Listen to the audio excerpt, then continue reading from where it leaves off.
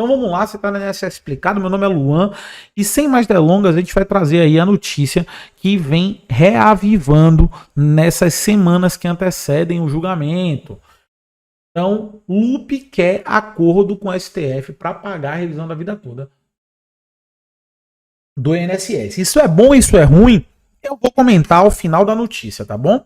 Então, o ministro da Previdência Social, Carlos Lupe, quer um acordo com o Supremo Tribunal Federal para o Instituto Nacional do Seguro Social, INSS, pagar a revisão da vida toda diretamente nas agências. Como exemplo, a revisão do artigo 29, que aumentou das aposentadorias por invalidez, auxílio acidente, auxílio doença ou pensão por morte de forma automática. Tá? Para quem já está cadastrado, eu quero encontrar uma forma que, conforme o valor, a gente faça uma programação para colocar o valor na conta, disse Lupe. Perceba você que a ideia é se organizar para efetivar um pagamento. Pagamento esse que já deveria ter existido, pagamento esse que, se não fosse o atraso, todo o atraso e o embaraço que o próprio INSS causou no contexto da revisão da vida toda, poderia ser muito melhor programado do que agora. Mas a gente vai mostrar que nem tudo é ruim nesse cenário, tá bom? O Ministério propõe pagar os valores de forma progressiva, por lotes, em um calendário pré-programado. Assim, ele afirmou que a decisão judicial é para ser cumprida e que não adianta seguir recorrendo contra uma questão que o STF já decidiu. Se ele pensa dessa forma, talvez ele tivesse que intervir, porque ele já era ministro, junto à Procuradoria, junto ao INSS, tentar buscar arranjos do ponto de vista interno para evitar esse recurso aí de embargo de declaração, que nada mais é do que um recurso meramente protelatório e tem um viés agora até de alteração do mérito, como o José Jurandir pontuou, que é muito complexo para o aposentado e para o pensionista que já tem o seu direito reconhecido pelo próprio STF. Então, isso, para mim, não passa mais do que uma jogada para poder ganhar tempo no pagamento. Mas isso não é de todo ruim. E você vai entender o porquê no final do vídeo. O STF reconheceu a chamada revisão da vida toda das aposentadorias do INSS. Trata-se de recálculo da média salarial para a aposentadoria, considerando todos os salários do trabalhador, mesmo os anteriores a julho de 94, ano da implantação do Plano Real. O INSS parou de considerar essas contribuições em decorrência da reforma da Previdência em 99, cujas regras de transição excluíam da conta os pagamentos antes do Plano Real. E aí vocês já sabem, já estão careca de saber, se não sabe deixa aí que eu respondo, mas basicamente a revisão da vida toda é o seguinte: antigamente considerava-se todos os salários, até nas moedas mortas, mas a partir de 99 o cálculo começou somente a considerar as moedas posteriores ao real, sinalizando essa regra de transição como uma regra de transição benéfica para todos os aposentados e pensionistas, quando na verdade a gente sabe que não é verdade. Tem alguns aposentados e pensionistas que seriam beneficiados se as moedas mortas entrassem no cálculo, e é justamente isso que a revisão da vida toda busca. O tema está na pauta de julgamento do STF no próximo 28 de fevereiro, que é, como eu falei para vocês, nosso processo é o primeiro da pauta. A discussão gira em torno de um recurso do INSS que pede esclarecimento sobre a aplicação da decisão favorável à revisão proferida no Supremo em 2022. Decisão essa que é de mérito e garante a todos a revisão da vida toda. Então, o recurso ele tem por condão atacar isso. Só que seria aí esse recurso de embargo de declaração somente para modular os efeitos, dizer os contornos da decisão. No entanto, desde que o voto do Zanin foi proferido aí em sede de embargo de declaração no plenário virtual, a gente tem um cenário muito caótico, cenário esse que pode, inclusive, haver aí o cancelamento do acordo de 2022, mas quem acompanha o canal sabe que a gente tem argumentos suficientes para que isso não aconteça, do ponto de vista jurídico, do ponto de vista técnico, do ponto de vista social, do ponto de vista econômico. Então, eu acredito de verdade, fortemente, que a gente vai sair vitorioso disso, mas a batalha não será fácil.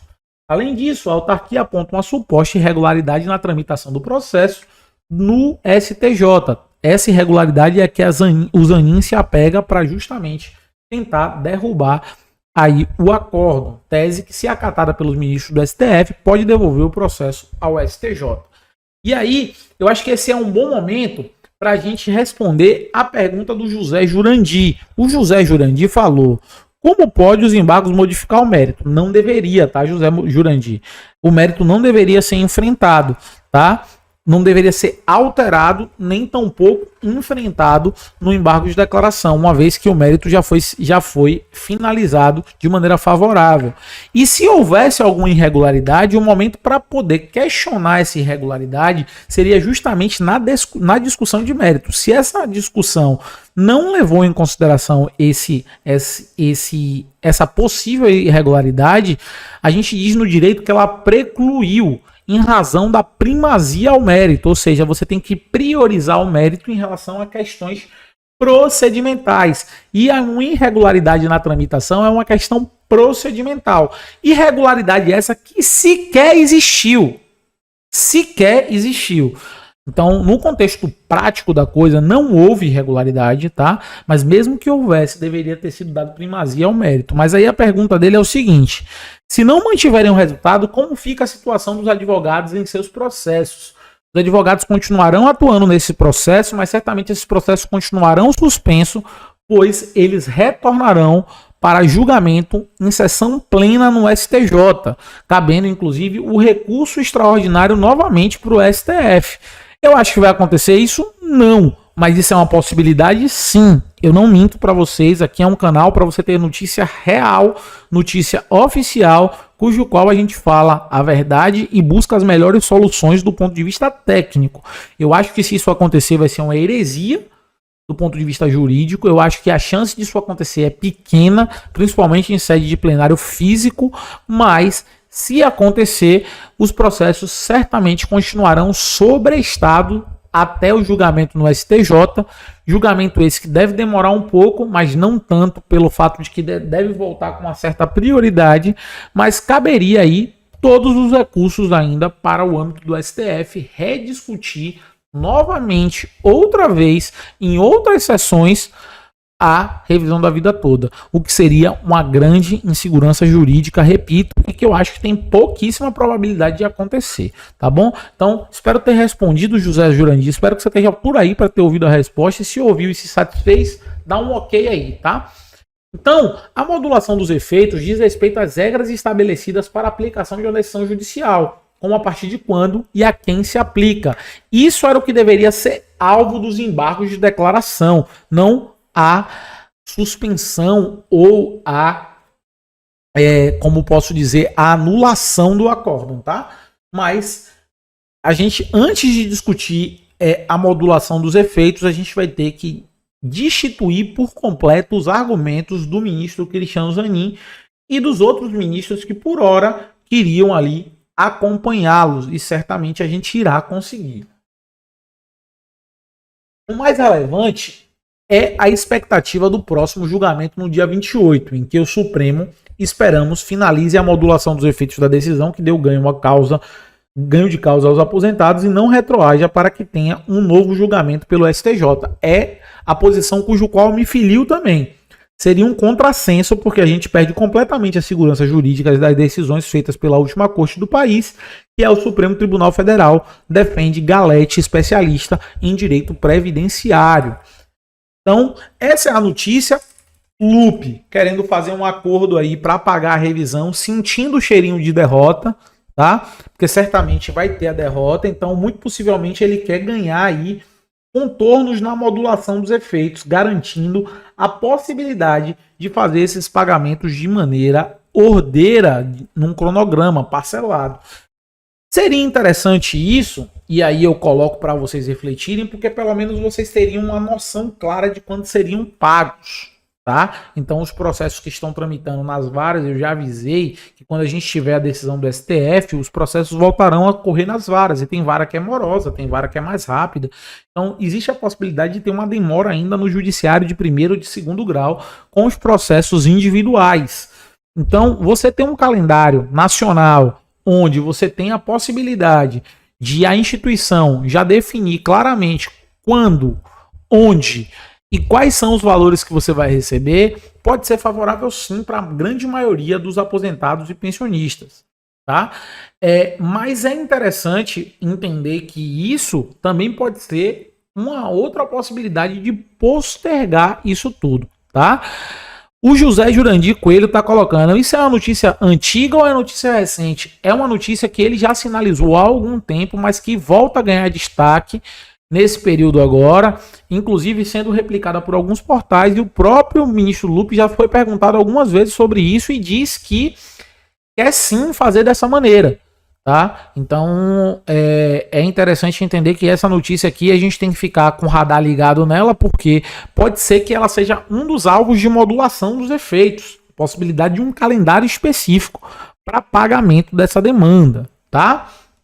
Vou dar uma olhadinha no chat e já vou voltar aí na tela para vocês com o documento que pode mudar por completo o contorno do julgamento do dia 28, principalmente no que tange a modulação dos efeitos, garantindo inclusive celeridade nos juízos de primeiro grau por conta do que foi apresentado. Vide que a revisão da vida toda não é e nunca será a válvula mestra de condução do Judiciário Federal no que tange ao INSS. É uma parcela muito ínfima e que, se resolvida logo, acaba com esse burburinho, tá bom? Mas eu vou dar uma olhada no chat aqui pra gente poder caminhar. João Talarico, buscar acordo no INSS é pedir para passar por porte para morte. Cara, a revisão do artigo 29, ela foi uma revisão muito organizada pelo INSS, em que pese algumas pessoas demoraram de receber, mas era uma revisão que priorizava aí as pessoas idosas, as pessoas doentes, e, consequentemente, fez um grande serviço aí para os aposentados e pensionistas, principalmente que não deram entrada no pedido de revisão do artigo 29, porque aqueles que não deram entrada na justiça também receberam as revisões do artigo 29. Então isso pode ser uma coisa benéfica, tá? Não para todos, mas para alguns. E isso não impede também de você buscar o seu processo individual, maneiras de celeridade nesses processos, tá bom? Conception Fidalgo, só pronto para os menos favorecidos. Realmente a gente tem uma política muito ruim no Brasil e os menos favorecidos, que têm menos condições de defesa, serem prejudicados, cara. Laizi Lourenço, o OAB tem que exigir que seja a primeira pauta. Laizi, no calendário, a gente já é a primeira pauta, tá? A gente já é a primeira pauta do calendário. Isso não é novidade, você deve ser novo por aqui pelo canal. E a gente no dia 28 já é sim a primeira pauta. Posso mostrar para vocês aqui agora isso. Tô abrindo aqui o calendário das sessões de julgamento, da pauta de julgamento. E a gente pode dar uma olhada aqui, ó. Na pauta de julgamento do dia 28, a gente é o primeiro processo, tá? Tá vendo aqui? O embargo de declaração extraordinário do RS 127.6977, que é o tema 1102 da revisão da vida toda, a tão aclamada revisão da vida toda, tá? Então, a gente tem aí o RE da revisão da vida toda como sendo o primeiro da pauta. Então a gente já é o primeiro da pauta, não precisa a OAB intervir nisso não, tá bom? Deixa eu continuar aqui, vou deixar o calendário aberto aqui por enquanto. Domingos, é uma falta de respeito ao aposentado e pensionista da sociedade brasileira. Sim, é uma falta de respeito e é o que eu digo sempre aqui na live. A gente não tem que mendigar nada, tá? A gente não tem que mendigar nada, a gente tem o direito a ter o julgamento da revisão da vida toda de maneira favorável, porque isso, além de ser o direito do aposentado e do pensionista, é de maneira clara e objetiva o correto a ser feito do ponto de vista processual e jurídico, tá? Então, não tem favor, não tem pedido de favor, não tem pedido de misericórdia, isso é respeito, tá? Edson Luiz Umpano, velhas práticas do INSS de divulgar valores absurdos para justificar sua inoperância na administração. Uma causa que se arrasta por 10 anos, imagine o custo dessa causa para os cofres públicos. Edson, você foi extremamente preciso. A gente tem custos muito maiores com o andamento processual do que com o pagamento da revisão da vida toda, e você vai ver isso aqui agora, cara. O documento que foi juntado ao processo, ele é muito feliz em trazer esse seu posicionamento à tona e certamente irá subsidiar demais os ministros do STF na pauta de julgamento do dia 28. Laizi Lourenço, 4 anos esperando, tenho necessidade de arrumar minha casa. Certamente, Laizi, a gente vai sair vitorioso do dia 28 e logo menos você terá aí no seu processo individual o pagamento da revisão da vida toda, com toda certeza, cara. Francisco Assis, Lula quer plantar oliva e colher uva no outro dia. Edson Luiz Umpano, assistam a aula da doutora Sabrina Arruda no dia de hoje, no YouTube, que prova e explica claramente o absurdo dos valores mostrados pelo INSS. Não precisa, cara, você vai ficar aqui e você vai ver o absurdo que é isso. A gente já vai colocar na tela aí para você o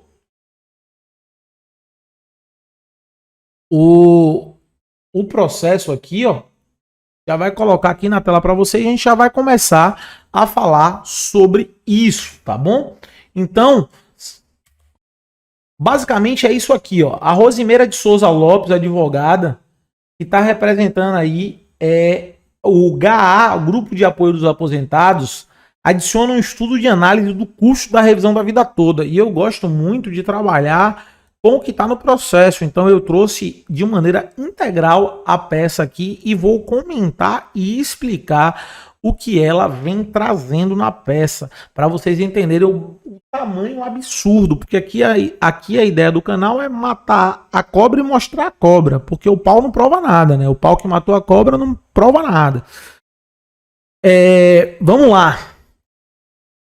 Estudo de análise e custo de revisão da vida toda. O presente estudo se baseia em dados oficiais e mostra que, em razão da decadência, instituto que a gente já comentou aqui, mas a gente vai trazer um pouquinho mais de informação sobre a decadência no fim, tá? Há uma diminuição substancial tanto do número de aposentados com direito à revisão, como também do valor médio do reajuste dos benefícios. Conforme nossa base de conhecimento e baseado em nossos estudos, verificamos que há 2 grupos distintos de aposentados com direito à revisão do benefício. Em um grupo minoritário, ou seja, onde tem menos pessoas, estão alguns milhares de aposentados que possuem direito a um reajuste significativo, ou seja, aumento de 3, 4 vezes o valor da RMI. Enquanto que no outro grupo majoritário, onde há a maior parte, muitos milhares de aposentados têm direito a um reajuste de benefício bem modesto, tá? Que é um reajuste pequeno, tá?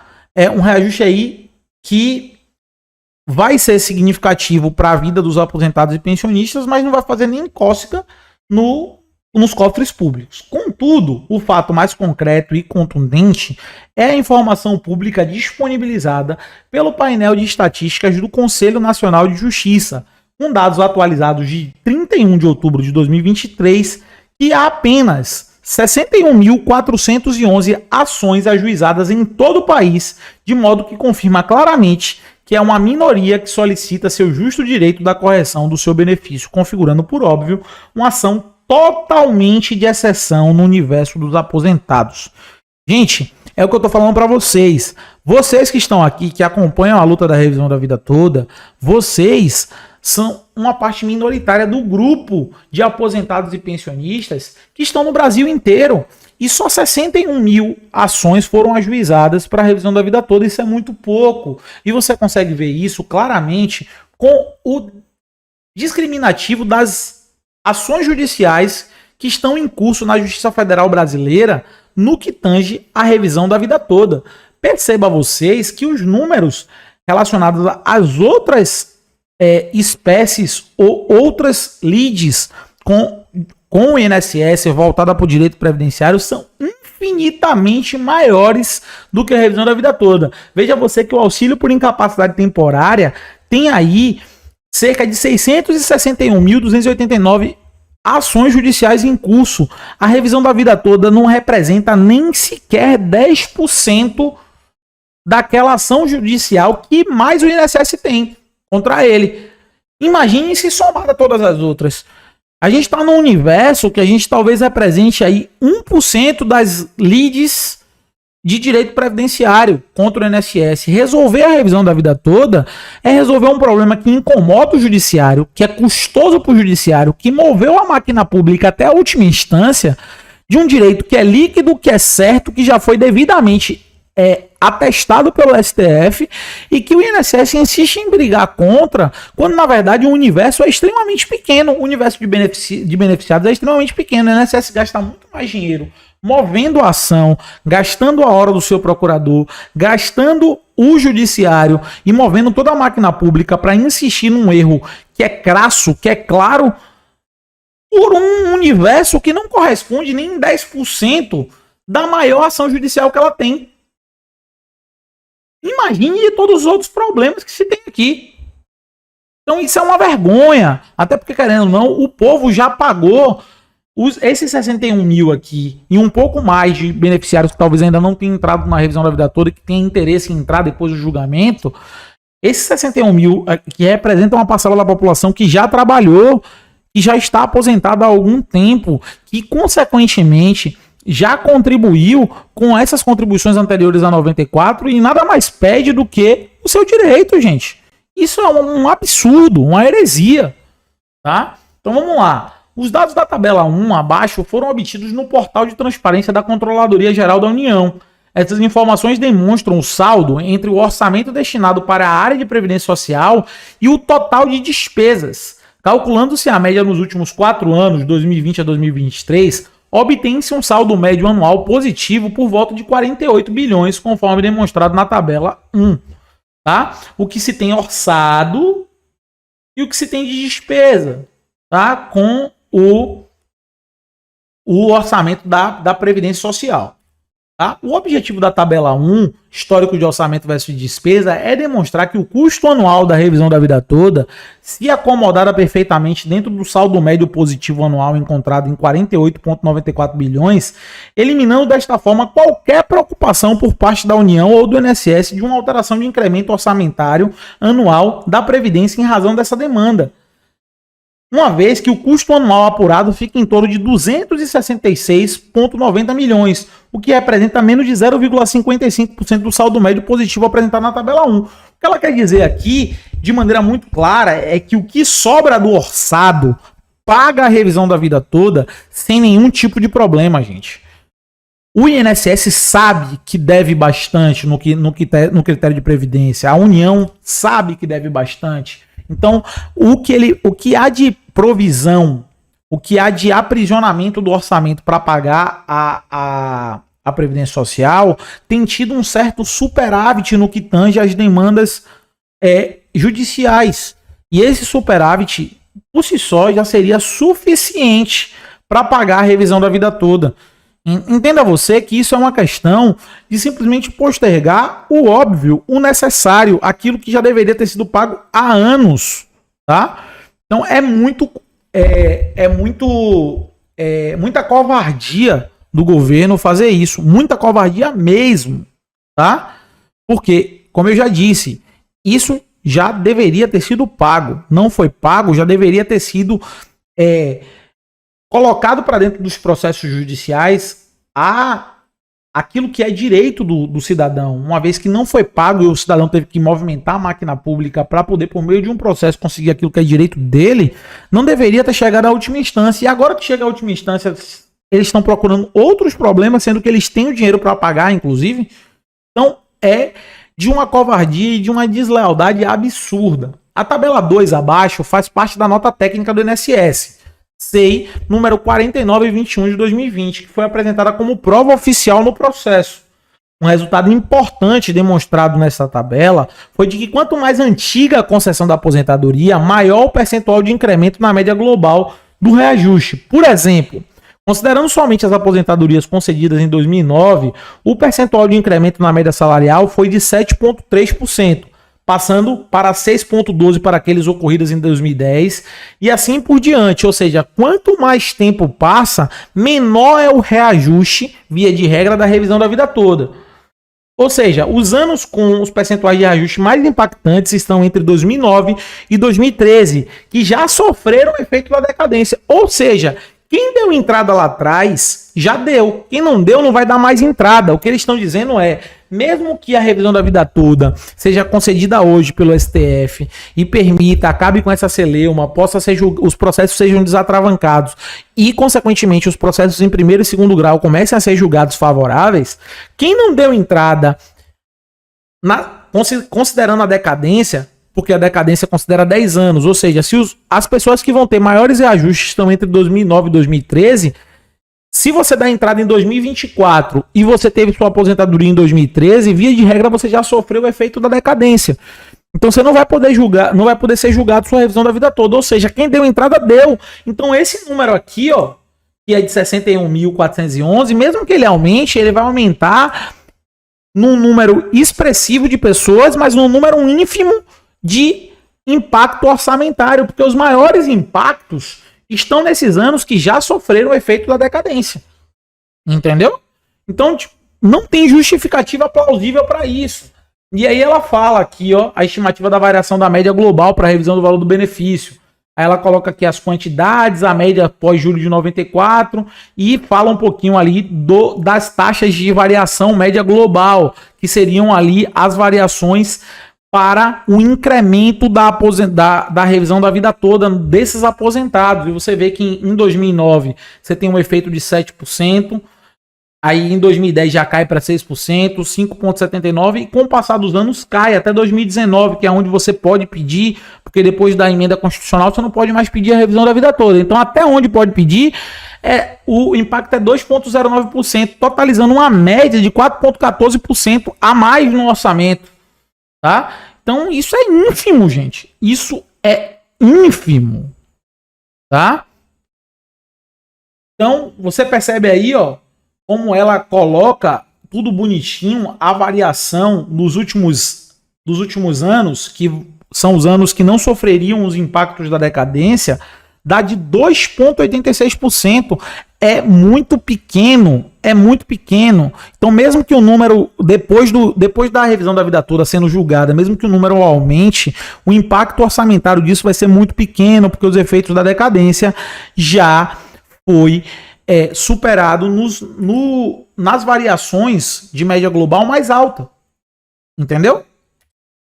Então, o primeiro dado tem como origem um painel de estatística do CNJ em relação à quantidade de aposentados e ações juizadas até 31 de outubro, 61 mil ações. Convém salientar que este número de 61.411 que tramitam no país é uma fotografia atual, depois de mais de um ano do mérito do julgado do STF. Então perceba que não houve um incremento tão grande depois do julgado do STF, que diz que é favorável. Mas mesmo assim, em nosso estudo, para não gerar algum desconforto em razão a alguma atualização por parte do CNJ no número das ações ajuizadas ou mesmo nos possíveis ações relacionadas, estamos considerando, para efeito de cálculo, o triplo disponibilizado pelo painel da estatística do CNJ, ou seja, 184.233 mil processos. Ela colocou o estudo dela 3 vezes a mais para poder concluir o que ela queria. Em relação a outra variável importante, que é o valor médio da correção dos benefícios, apoiamos na nota técnica do SEI 4921 de 2020, que foi apresentada pelo próprio INSS como prova oficial no processo do tema 1102, que declara em sua estatística uma média global de reajuste de benefício do aposentado em torno de 4,14, convertendo-se em reais, chega-se por volta de R$ 134,76 em valores de 2020. Tá? Mas com a ocorrência e os efeitos da decadência nos anos de 2009 a 2013, considerando-se apenas os anos de 2014 a 2019, encontramos uma média de reajuste do benefício por volta de 2,86%, o que proporciona um valor de R$ 92,09, valores de 2020. Tá? E corrigindo-se para os dias atuais, chegamos a R$ 111,44. A partir das informações preliminares e introdutórias, podemos realizar os cálculos do custo da revisão da vida toda. E aí ela faz o custo da revisão da vida toda. Ela pega 3 vezes mais processo do que está ajuizado e bota esse valor de 111,44, então dá 20,53 milhões. E o custo anual, considerando o 13º salário, ela orça aqui esse reajuste vezes 13, dá 266,90 milhões. Ela diz que o custo dos atrasados, considerando que todas as ações tenham direito a 5 anos de retroativo, é esse valor vezes 5, que dá 1,3 bilhões. 1,33 bilhões. Aí ela diz, o custo da revisão da vida toda em 10 anos seria o valor que ela conseguiu anualmente, vezes 10, que daria 4 bilhões. E aí ela conclui, convém destacar que a projeção do custo da revisão da vida toda em 10 anos Não tem razão de ser, e o único sentido que nos parece que é um método utilizado para apresentar um valor de interesse com maior grandeza e de maior impacto, neste caso, a revisão da vida toda. O mais importante é considerar o custo anual, pois assim fica compatível com os orçamentos anuais da União e do orçamento anual da Previdência Social, porque o que ela quer falar aqui é que daqui a 10 anos não se tem a certeza se os aposentados continuarão vivos e, consequentemente, gerando ônus para a revisão da vida toda. Então não tem interesse você ficar sabendo quanto vai custar daqui a 10 anos, tá? Então, com os dados oficiais de quantidade de aposentados com direito à revisão e valor médio de reajuste, tivemos um custo mensal de reajuste de benefício de 20,53 milhões e um custo anual de 266,90 bilhões, já com 13º incluso. O mais importante é reafirmarmos novamente a definição do custo anual, pois o orçamento da Previdência é anual e não decenal. Para efeito comparativo, os valores apenas isso, com a nota técnica do INSS, que serviu como prova oficial no processo, convém destacar que, considerando o triplo do que é anunciado no painel de estatística do CNJ, de ações ajuizadas, o custo total da revisão da vida toda, incluindo todos os atrasados, tem estimativa de 4 bilhões e uma projeção de 10 anos. Custo apresentado em 10 anos de 4 bilhões corresponde a apenas 8,62% do valor que foi apresentado no processo da nota técnica do INSS. Perceba que o INSS inflacionou o custo da revisão da vida toda em 91,4%. O INSS apresentou quase o dobro do que o valor que é custado. Vocês têm noção do que é isso? Isso é má fé, gente. Isso é má fé contra o aposentado e o pensionista. Isso não tem razão de ser. E ela está fazendo um cálculo aqui, que é um cálculo considerando que os processos de revisão da vida toda vão triplicar.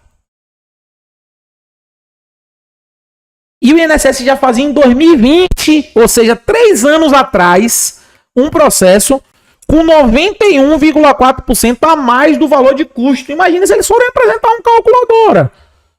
Um incremento de 300%. Não existe, gente. O INSS tem tentado fazer uma coisa que não tem nenhum sentido. Eu, Luan, já venho dizendo isso a vocês há algum tempo, de que as notas técnicas, os impactos financeiros, eles estão completamente inflacionados.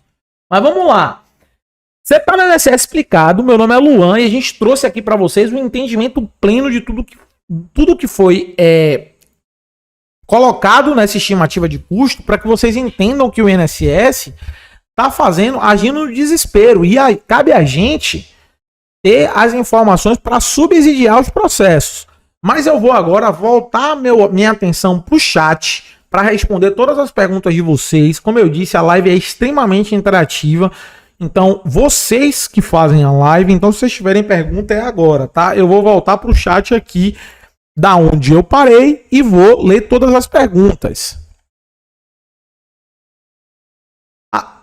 Pessoal aqui falando da aula da doutora Sabrina Arruda, depois eu vou dar uma olhadinha lá, tá? Parece ter sido muito boa. Quem assistiu aí, não sei se a Sabrina Arruda falou exatamente o que eu falei, mas vou lá sim dar uma conferida. Esses valores depositados automaticamente, que segurança nos dá? Graça Macedo, isso aqui é uma evolução, tá? Quando o processo já tiver findado, se por um acaso a modulação dos efeitos optar pelo pagamento administrativo, certamente esses processos eles vão estar aí definidos num cronograma para pagamento, e uma vez que esse cronograma saia, com o apoio aí dos processos em primeira instância, você vai ter segurança do pagamento. Agora, quanto tempo vai demorar é outra história. Até porque, querendo ou não, a modulação dos efeitos também tem que trazer, se for em pagamento administrativo, um cronograma razoável. Vide que a revisão da vida toda já tem mais de 10 anos de curso no judiciário, não é isso? Então, vocês estão cansados de esperar. Quem já teve trânsito julgado, como é que fica estes processos? Os processos em trânsito em julgado, de regra, eles não foram alterados. Até porque, querendo ou não, os trânsitos em julgados favoráveis estão com as revisões aí acontecendo. A não ser que o posicionamento do STF mude e o INSS entre com ação rescisória, nada vai mudar. Mas aqueles que tiveram um trânsito em julgado desfavorável, né, que teve a revisão da vida toda negada, vão poder dar entrada na revisão da vida toda novamente, tá? Nesse cenário, tem que procurar o advogado da sua confiança. Inclusive, uma das modulações dos efeitos é se vai caber ação rescisória ou não, porque se couber ação rescisória, reabre-se os processos antigos. Uma vez reabrindo os processos antigos, tem direito a retroativo desde lá. Um dos pontos de modulação dos efeitos era não permitir a ação rescisória, permitir somente a nova entrada, tá bom? Espero ter te respondido, viu, Francisco Assis? Mas a aula da doutora Sabina é muito boa, só soma. Com certeza, Graça Macedo. E eu vou lá ver, tá? Se tiver alguma coisa de interessante, certamente eu vou comentar aqui na minha próxima live ou no próximo vídeo. Veja o que a doutora Sabrina Arruda postou há pouco. Vou dar uma olhada, tá? Antônio Batista da Silva, gostei. Que legal, cara. Muito obrigado aí pelo elogio. Roberto Zulino, mentira do Lupe. Ele falou a mesma coisa há um ano e continuou recorrendo. É exatamente o que eu falei, Roberto. Se você quer fazer um programa de pagamento administrativo, a primeira coisa que você tem que fazer é acertar com o seu judiciário, acertar com a procuradoria para não mais recorrer e apresentar um plano de pagamento por meio de acordo. E não foi isso que foi feito. Considerando isso, eu acho que é o desespero realmente aí da derrota chegando na porta. Cirlei Martins, uma verdadeira vergonha não devolver ao povo que já é dele. Concordo plenamente. Francisco Assis. E esse tal divisor mínimo, que teve poucas contribuições, como ficarão? Isso é pauta de julgamento também se eu não me engano, do dia 29, tá? Vai ter lá a ação que julga constitucional ou não a pauta do divisor mínimo também, tá, Francisco Assis? A gente pode ficar de olho e trazer isso aqui como tema, se vocês quiserem. Deixa aí os comentários. Boa noite, José Tormento. Lula poderia dar aval e compensar este direito tirado para até mesmo ter um apoio dos aposentados. Seria uma boa estratégia política. Roberto Zulino mandou o cachorro dele, o Zanin, fazer chicana. Zanin é uma porta de cadeia, chicaneiro. O que o ministro Zanin fez no processo da revisão da vida toda é realmente um escárnio jurídico. Eu tenho que concordar. Apesar de ele ser um excelente advogado, ele tem se mostrado um péssimo ministro. As decisões, inclusive, não têm atendido às suas funções sociais. É absurdo. Antes de 94, trabalhava no setor de quimioterapia, dia e noite também. Hoje me aposentei com um salário miserável. Raimunda, você é uma das principais beneficiadas. Aquelas pessoas que trabalharam com altos salários antes de 94, tem que estar de olho mesmo na revisão da vida toda, porque isso pode ser um diferencial na vida do aposentado e do pensionista. Roberto Zulino, para que serve o STF? O que ficou julgando anos para agora devolver o STJ. Eu me pergunto a mesma coisa, isso seria uma heresia jurídica. Como eu disse, é primazia ao mérito e não primazia ao processo. Se houve algum equívoco que não houve, esse equívoco tinha que ser dirimido lá atrás. Francisco Assis, todos sabem a real situação, quem está com fisco causou a decadência, seria um direito como citar o tema 975. A questão da decadência, ela realmente se eu bem entendi sua ponderação, Francisco, ela é realmente questionável, tá? Porque, assim, muitas pessoas acreditaram na boa-fé do INSS que o cálculo estava correto, que o cálculo, inclusive, estava considerando as contribuições anteriores a 94. E por conta disso, talvez seja interessante algumas pessoas que sofreram o efeito da decadência sinalizar de que eles não tinham ali a obrigação, e que a obrigação era do INSS de prover o melhor benefício, e ele não o fez. E talvez tentar flexibilizar a decadência, porque a decadência foi dada causa pelo próprio órgão federal. Nesse caso aí, a autarquia INSS. Mas eu acho bem difícil, apesar de não achar impossível, a flexibilização da decadência.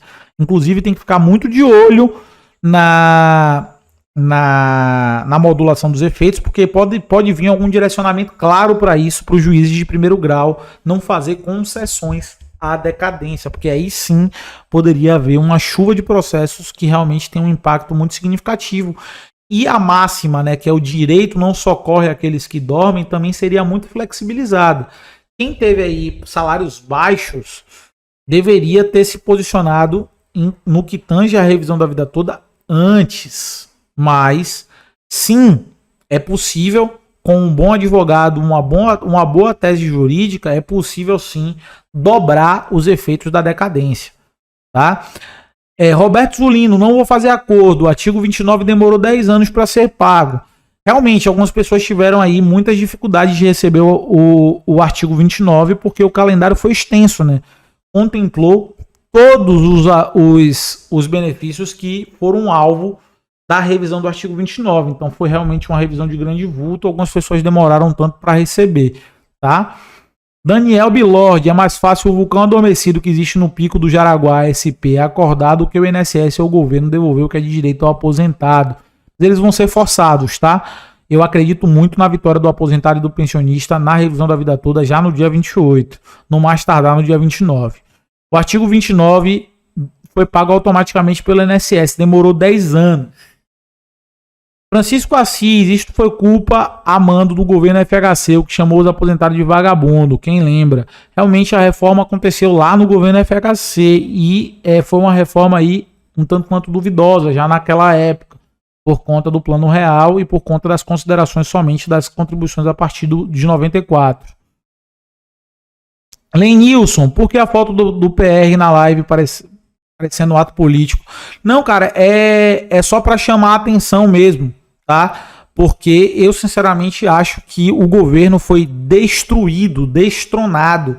Qualquer chance de não pagar a revisão da vida toda, se pautando em questões econômicas, foi para o espaço. Então por isso tá aí a foto do presidente Lula com a mão na cabeça, porque ele vai ter que arrumar orçamento para pagar o aposentado e pensionista. Boa noite, Luan. Supondo que os processos vão para o STJ, como ficam os processos que já têm sentença? Cara, certamente isso vai ser dirimido já no STJ, né? Quando o processo retornar para o STJ, o relator que pegar o processo no STJ vai definir se os processos ficarão ou não sobrestados até o julgamento. Eu acredito que o processo volta para o STJ, esse é o cenário mais pessimista, tá? Se os processos voltarem para o STJ, eles voltam com uma certa prioridade para ser pautado no tribunal pleno logo de cara, tá? Então talvez mantenham-se aí os processos sobrestados até para os cumprimentos das sentenças, até o julgamento no mínimo do STJ. Isso seria um desastre, tá? Porque todo mundo que pegasse a relatoria desse processo tenderia a deixar os processos sobrestados, tá? E consequentemente, quando o processo fosse para o STF, ele continuaria sobrestado, porque o relator, ele a não ser que ele fosse um relator muito vanguardista, ele ia aguardar ali o julgamento do recurso novamente, né? Ou seja, a gente ia ter que ganhar a revisão da vida toda 8 vezes não, né? Mas 7 vezes para poder ter aí direito. Mas isso não vai acontecer não, isso é o pior cenário, tá? Fátima, fui bancária por 18 anos e passei por todos os planos malucos do governo e todo esse tempo que contribuí foi jogado no lixo. Você é uma das mais beneficiadas também, viu, Fátima? Bancária anterior a 94 realmente teve grandes dificuldades, principalmente se você participou de algum processo de PDV, né, de demissão voluntária ou foi demitida de algum banco privado logo depois da instituição do Plano Real e teve que se aposentar, se aposentou com um salário muito ruim mesmo. Então, ligadinha aí na revisão da vida toda. Levi Costa, eu aposentei em setembro de 2014, pedi administrativamente e perdi. Se isso ficar enrolado até setembro, eu vou perder o direito da revisão da vida toda? Não, tá? Levi, o seu pedido administrativo, ele interrompe os pedidos prescricionais, tá? O motivo de você ter se movimentado ali administrativamente para revisão, para fazer a revisão, mostra que você não estava inerte.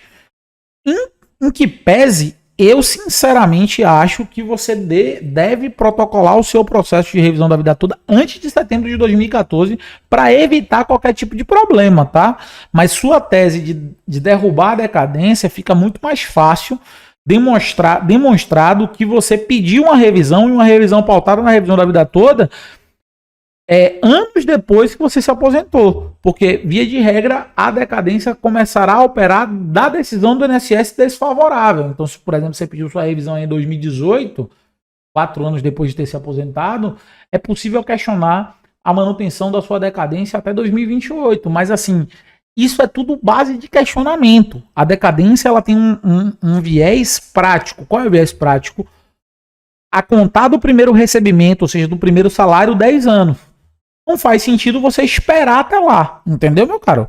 Se você pode antecipar, você antecipa, tá bom? E os processos que estão no tribunal recursal, como fica após o dia 28/2, caso a vitória do RVT, vão começar a andar, tá? Todos os processos vão começar a andar. E o tribunal, inclusive, em âmbito recursal, poderá dar o seu julgamento e certamente o julgamento já vai ser em conformidade com o julgamento do dia 28, favorável ao aposentado e o pensionista, tá bom? Osemar, o INSS considera decadência, mas não quer considerar os 5 anos de retroativo. É bem complicado esse tema e é o tema que vai ser afrontado aí depois que o voto do ministro Zanin for jogado no ralo, né? Pelos outros ministros aí, entendendo que eles estão fazendo uma heresia jurídica. Certamente o tema pauta passará a ser a prescrição e o pagamento dos retroativos. Meu amigo, na sua opinião, o que você acha que vai dar? Eu acho que vai dar a vitória dos aposentados, mas vai ser uma guerra muito grande, viu, meu cara? Vai ser bem apertado e vai precisar realmente de muita argumentação. Miguel Bueno, existe o perigo de não receber pelo menos a correção mensal das aposentadorias? Não, não. As correções mensais das aposentadorias, elas estão sendo dadas para vocês. Inclusive, vocês já tiveram aí o reajuste de 3,21%, se eu não me engano, que é um reajuste pífio. Todo ano tem correção das aposentadorias. Tá? Entrei com o processo, estou no aguardo e creio que vai dar certo. Eu também creio que vai dar certo. Gente, respondi todas as perguntas, não tem mais pergunta no chat. Eu vou estar encerrando a live de hoje. Muito obrigado pela sua paciência, pela sua audiência. Meu nome é Luan, a gente convida para que vocês acompanhem a playlist da Revisão da Vida Toda. A gente tem vídeos muito legais explicando o que é, dizendo o que aconteceu nesse período, trazendo resumos muito interessantes. A gente vai estar com a cobertura aqui no canal completa sobre o julgamento do dia 28 e se postergar para o dia 29 também no dia 29, explicando para vocês todo o condão da decisão e garantindo que vocês tenham a melhor cobertura da Revisão da Vida Toda. Se você não é inscrito no canal, se inscreve. Se não deixou o seu gostei na live, deixa o seu gostei para que essa live possa ser disseminada.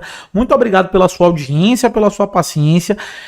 Tenha uma boa noite. Eu espero ter esclarecido boa parte das coisas. E se você tem alguma dúvida, mesmo depois do encerramento da live, deixa aqui que normalmente a gente sempre traz um vídeo ou uma live de tirar dúvidas. Acompanhe as lives do canal. A gente tem sempre trazido lives aí no final no meio da noite, né, umas 8 horas, 8h30. Então sempre dá uma olhada aqui no canal para ver se a gente não tá ao vivo. Muito obrigado pela galera que tá dizendo que gostou muito aí, por acompanhar a gente. A gente ficou com mais de 100 pessoas na live aí, a maioria do tempo. Mais de 1.600 pessoas passaram aqui na live. E eu espero que vocês tenham aí espero que tenha contribuído para ajudar vocês a entender um pouquinho melhor o tema. Muito obrigado, valeu!